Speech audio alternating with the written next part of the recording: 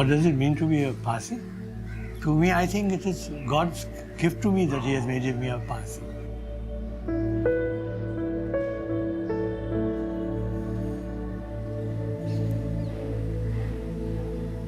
This community in India still stands for qualities that are good, that are honorable, that are decent, and I'm proud to be one of those.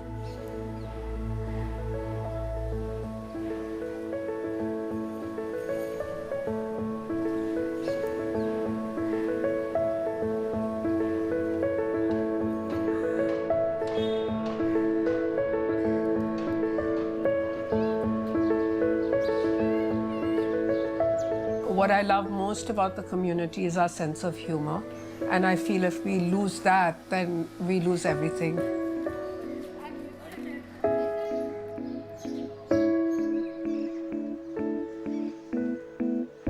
I love being a Parsi. I love the idea that I enjoy all kinds of foods. I love the idea that the community is seen as a slightly eccentric, slightly weird, slightly strange community, but very loved.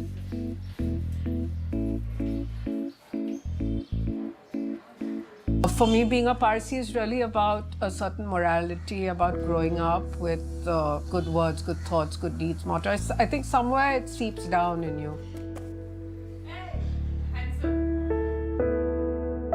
In Zoroastrianism, the religion is very optimistic. We believe that every moment things are improving, and our belief is that we have to generate good thoughts, words and deeds, but importantly words and deeds, to bring about an ethical awareness into the world.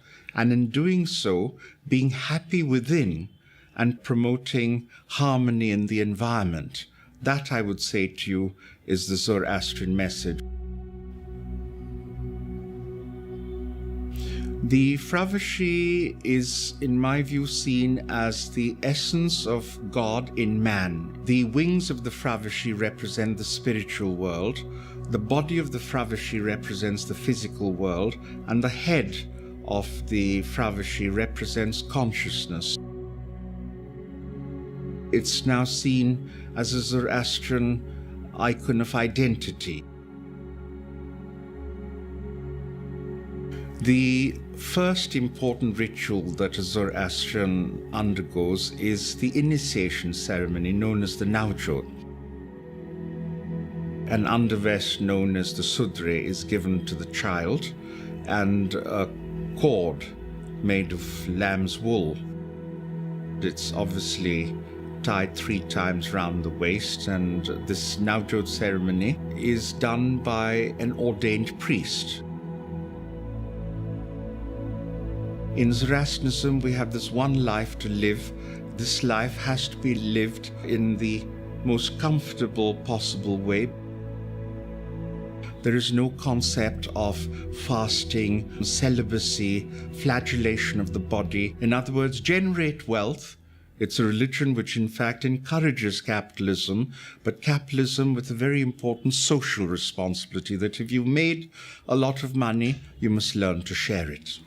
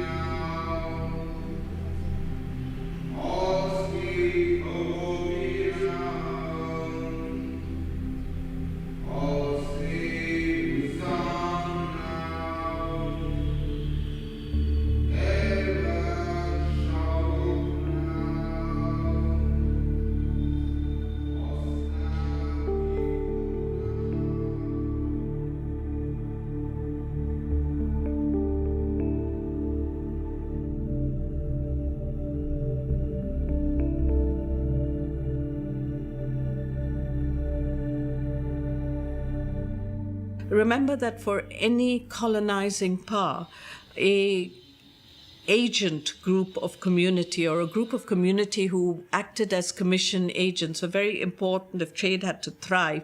The Parsis knew how to source or where to source goods, and they were able to deliver to the British what they wanted. There was also the ability of the Parsis, who by then had learnt English, so it was easy for them to deal with, whereas other communities in India were still maybe a step below the Parsis, simply because in terms of communication, in terms of creating a rapport, the Parsis were way ahead. Every kind of service was given to the British. So if they wanted sail makers or if they wanted rope makers, even if they were not present in Bombay, they were sourced from the many villages of Gujarat. And therefore you see migrations and waves of Parsis coming into Bombay between 1680 and 1780. Over a period of 100 years, more and more Parsis came in.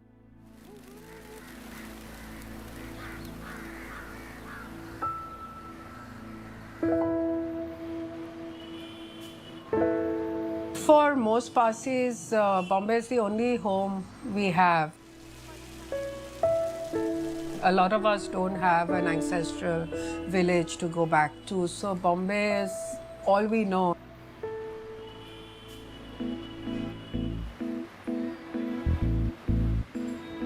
We've been here so long, we've been here practically since the beginnings of the city. We've helped to build it. We have such strong associations with it. We have such strong nostalgia about it.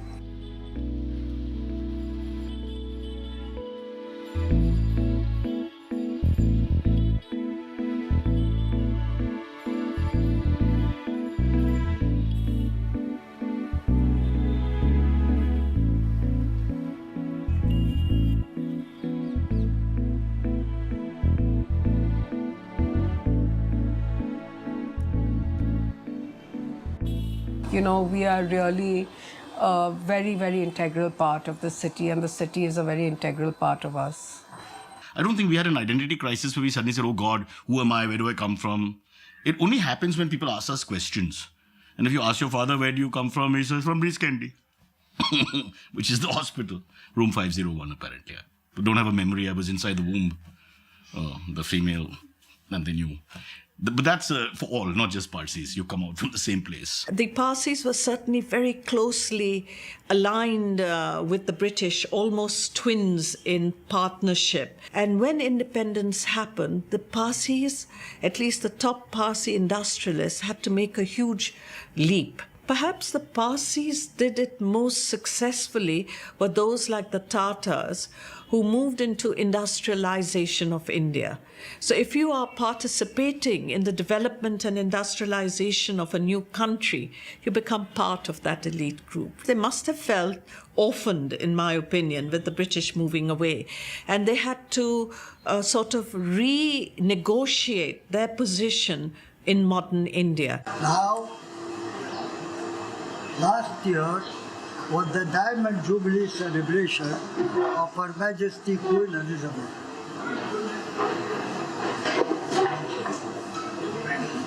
They were all celebrated in England, and she was so good and so sweet to remember me. So the Queen sent me her full-size picture from London, and I have got it framed. You like to see? Yes. There she is. There she is next to the clock. Her Majesty.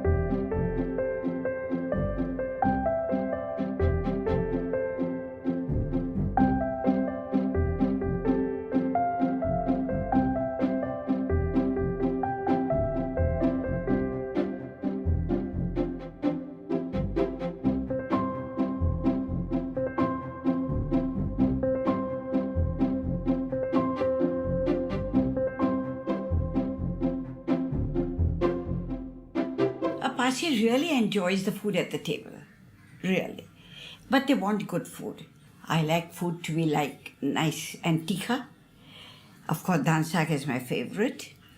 Then masoor is my favorite. Fish is my favorite. And the vegetables for a Parsi is very difficult. Some Parsis say, auntie, vegetables bana do. So I make it for them. But to give them a meal with a vegetable dish and not, even if you put meat in the vegetable, like we have bida gosh, French beans gosh, but no, they want botas and no vegetables. First, there is the aroma which comes to you. Taram pam pam pam pam. It goes to your nose, then it goes to your head, and then it goes to your stomach, and your stomach expands. Zupu, zupu, zupu. Your tongue comes out. Poo, poo, poo, poo, poo, poo. And then you start eating. But mutton, hot favorite. Mutton is the hot favorite of Derby winner. Parsi food, Derby winner to Bejat. Mutton, mutton and mutton. You can eat whatever you want. There's no beef, no pork, which is a good thing because I like my food. And you know, Parsi food is the best, like according to me. Like dhansak and all, nothing beats that.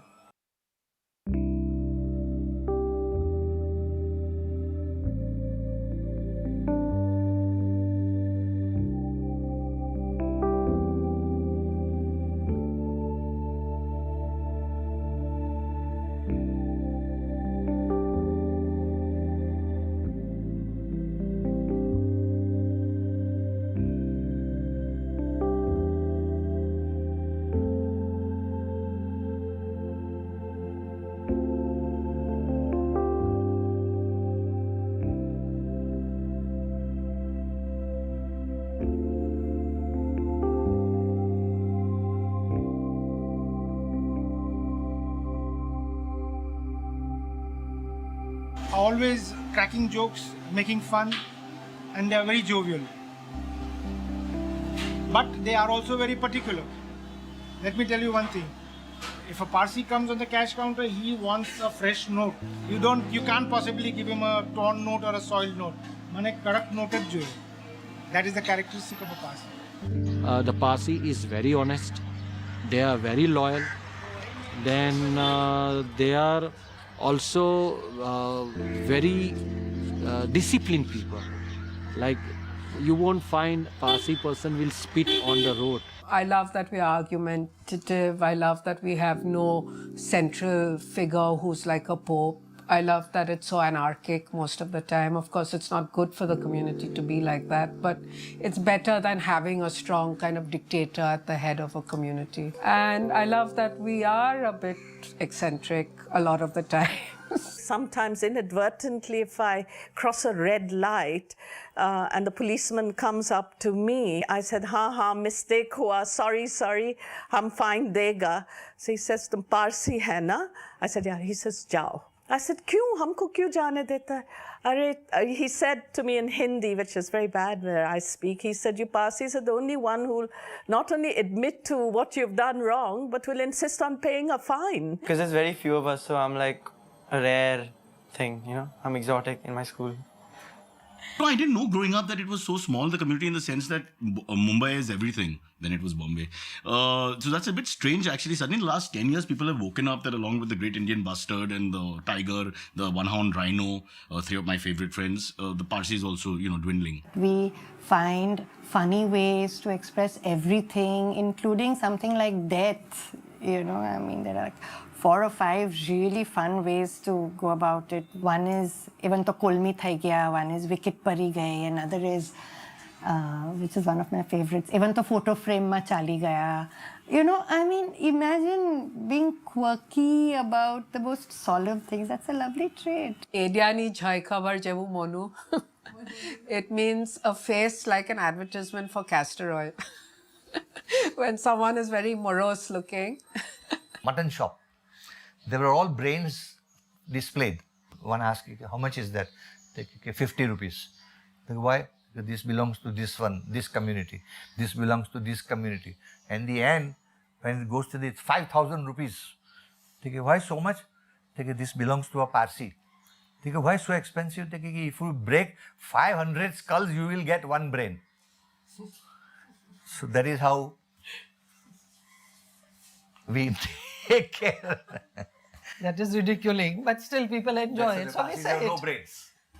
What happens to a Parsi man with a hard-on when he walks into a wall? He breaks his nose.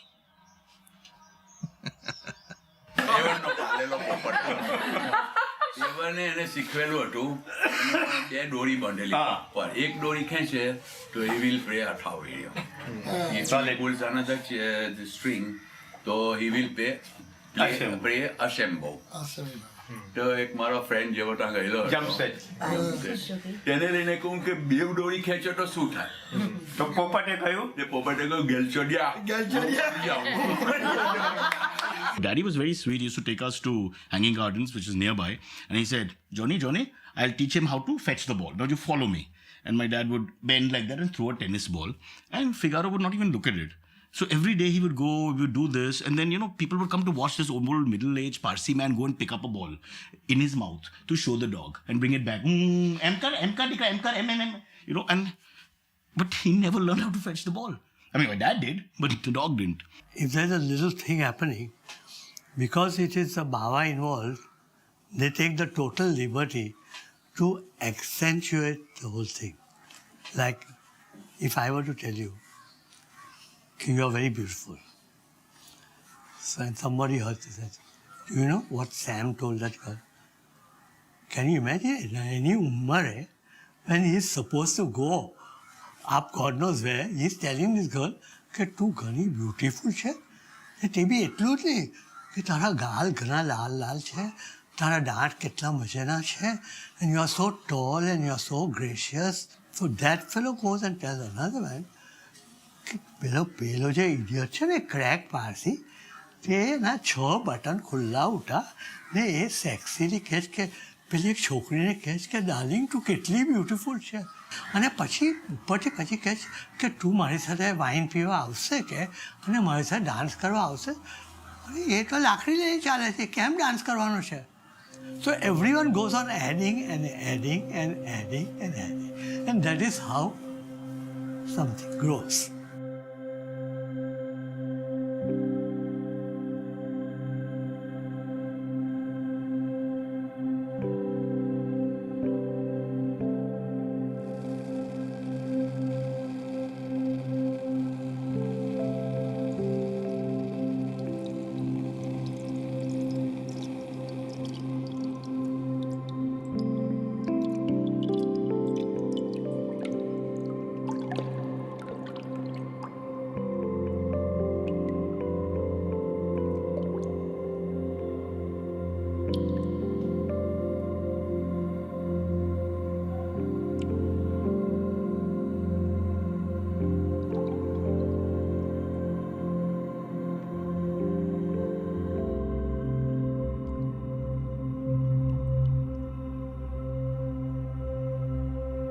We do not realize, being so small in numbers, that we have a responsibility to a community which has given us so much, to a nation which has given us so much. Here the nation is telling us, produce kids.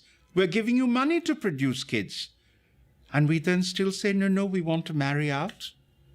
Doesn't make sense to me. But I think that children whose mothers are Parsi and whose fathers are not, it's absurd. It's absurd to keep them out. In light of morality, in light of gender equality, everything, it's crazy that we go to such lengths to keep them out. That's my feeling. What you're asking is a very simplistic rationale that people come up with. Open our doors and those kids are going to become marvelous Zoroastrians. What are we interested in? Increasing Zoroastrians or increasing the number of Parsis, which means to increase our ethnic stock? How can ethnic stock increase if one marries out? Can Zoroastrianism accept it from a religious point of view? The answer is capital no. And as far as we're concerned, custom and tradition, which always has to take precedence, the custom and tradition is that a girl marrying out ceases to be a Zoroastrian.